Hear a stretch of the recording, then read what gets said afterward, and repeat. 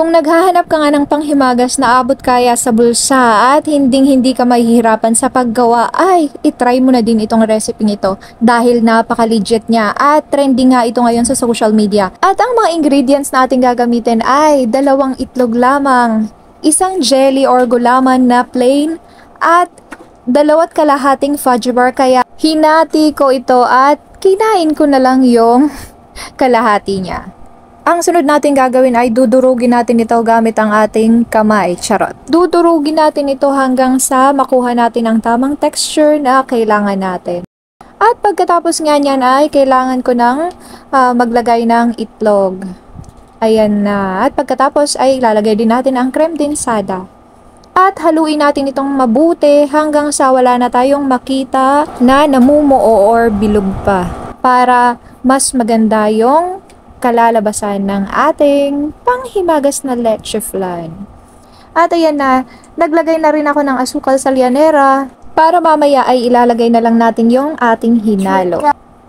Naglagay din ako ng 1.5 cup of water at pagkatapos niyan ay nilagay ko na rin yung jelly or gulaman. Huwag muna nating bubuksan ng apoy para hindi ito mamuo or magbilog. Haluin lang natin ng maayos bago natin buksan ang apoy hanggang sa kumulo siya, at kapag nga kumulo ng ating minix na jelly or gulaman ay sunod nating ilalagay ay yung ating ginawa kanina na ingredients. Ayan.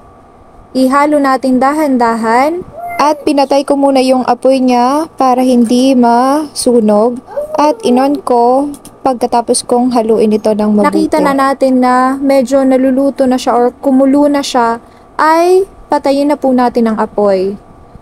At pagkatapos niyan, ay isalin lamang natin ito sa ating lianera at hayaan na muna natin siyang mag-cool down bago natin ilagay sa ref.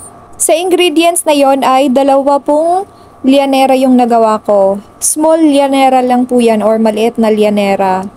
At lalagyan ko din po siya kasi nag-cool down na siya. Lagyan po natin ng aluminum foil. At pagkatapos niyan ay ilagay na natin sa ref at after 1 hour nga ay binalikan ko na. Sobrang excited ko nga po dahil first time kong gumawa ng leche flan. At eto nga, nakita ko lang ito dahil napaka-trending nito mapa Facebook at TikTok. At ayan, I'm so amazed dahil napaka-legit niya. For the very first time na nakagawa kong leche flan, ito lang pala yung pinakamadaling paraan. Kaya sa hindi pa marunong gumawa ng leche flan, sundin nyo lang po yung recipe ito. Dahil napakadali po. Charan! Ayan na! Wow!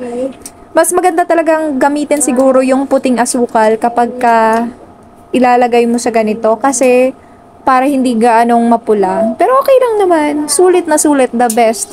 Ubos nga po kaagad kasi sobrang sarap daw, sabi ng mga kasama ko dito sa bahay. Iyan lamang po. Thank you for watching!